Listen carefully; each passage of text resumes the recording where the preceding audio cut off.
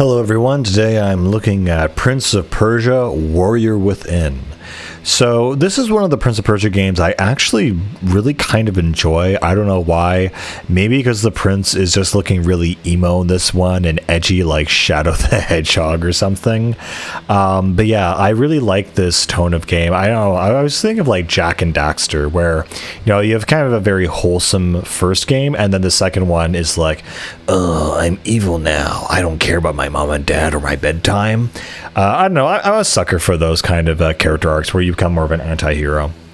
But more so, actually, I really love the lore in this one a lot more. So it's really interesting where essentially it starts off with the prince. He's basically being hunted by one of the coolest looking villains and characters I've ever seen, called the Dahaka. And so essentially this giant black creature that looks like out of Kingdom Hearts or something is pursuing the prince because it basically realizes that after messing with the sands of time, he has basically broken the timeline, and this ancient being from beyond the void has come to eliminate him because apparently he should not be here or should have died or something. And so because he's an interloper in the timeline, this demonic thing of like pretty much of the very image of a demon has come for him and to destroy him. And so the prince now has this curse upon him, essentially, kind of like Berserk in a way. And so now he's being pursued, and he goes essentially and retreats to this ancient island where apparently there's a way to break the curse. And so what's interesting also is that there are two different women in this game who become kind of the side protagonists to the prince. One of them is Sadhi, who is essentially this, evil woman who is trying to stop you from, entering this place and basically try to kill you. And it shows her opening cutscene how she ambushes you while on your boat on your way to this ancient place. And so she's definitely one of the villains. And the other character is Kalina, who is again, another kind of sage or character tied to the island. And of course, her thing is that she wants to help you. So she's the good one, and she wears all red while Sadhi is all in black, and the prince wears red and black. And this is just such an edgy game. I love it.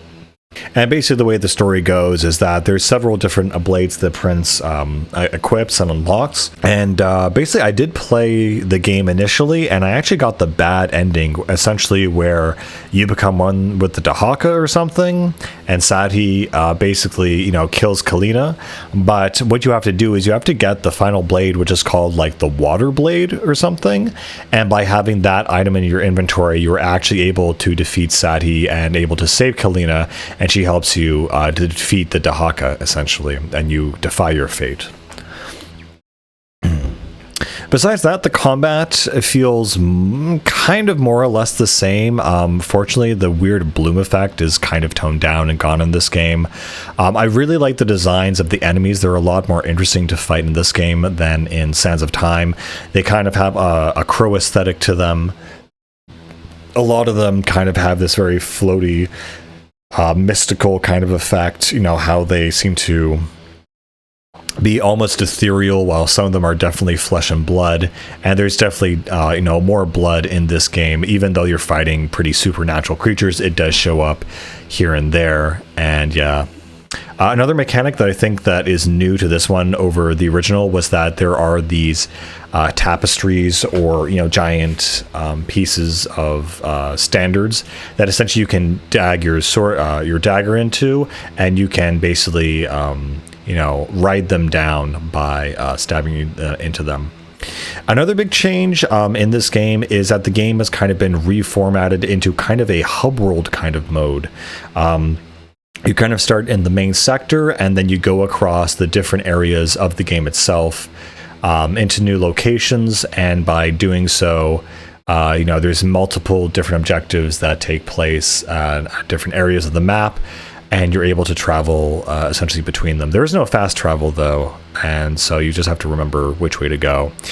There is a map, however, and I laugh every time I see it because it is the most useless effing map I have ever seen in the history of video games.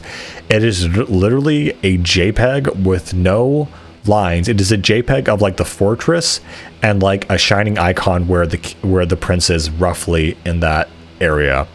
It is laughably so terrible. I don't even know.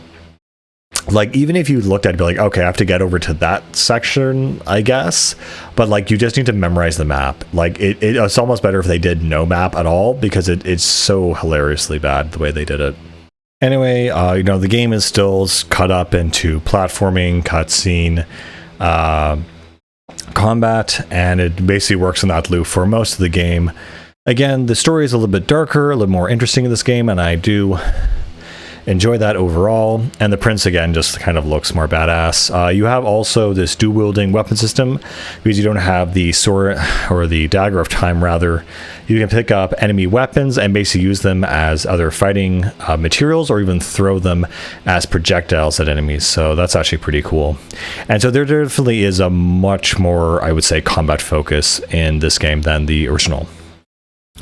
Another new segment that they added mechanically is the Dahaka chase segments. So throughout the game, the Dahaka will come after the prince and will chase him through either a corridor or a linear area, and you basically have to dodge all the rotating blades and traps and falling debris and be able to essentially evade that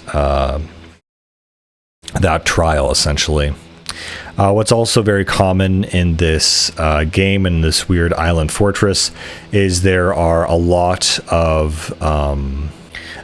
of segments in which the walls will fall out, and you'll have a bunch of spikes coming out of the ground or the floor, and you have to do a lot of wall running and these kinds of segments. And so somehow from the temple on the ground or the floor, you're able to somehow essentially go into what is equivalent to the Sands of Time and regain your Sand Time powers without actually unleashing these Sands of Time. Again, outside of that, pretty much everything else is the same except for the tone. And again, I just really like this one a lot more. It just seems a little bit darker, more serious. Also, I was reviewing, looking at different kinds of game over screens, and the game over screen for this game is actually really aesthetic and cool. Again, it's all red and black, but it just has this feel and style to it that's also super, super unique and interesting. And again, I just like the tone of this game more. You're kind of on your own trying to get rid of this curse, and you're being basically tempted between two different futures and two different women, and which future the prince is going to choose. I guess it's kind of a shame that you don't develop your relationship with Farah, but I think that's in more or less the next game, and plus you kind of lost her memories of everything that happened, so it makes sense why they wouldn't be together in this game. But yeah, that's pretty much Warrior Within. I really like it. It's one of my favorites of the Prince of Persia's. I mean, that being said, it's not exactly the most enthralling thing, but I like it for what it tries to purvey, at least. And yeah, it was a pretty neat game. That's it, guys. See ya.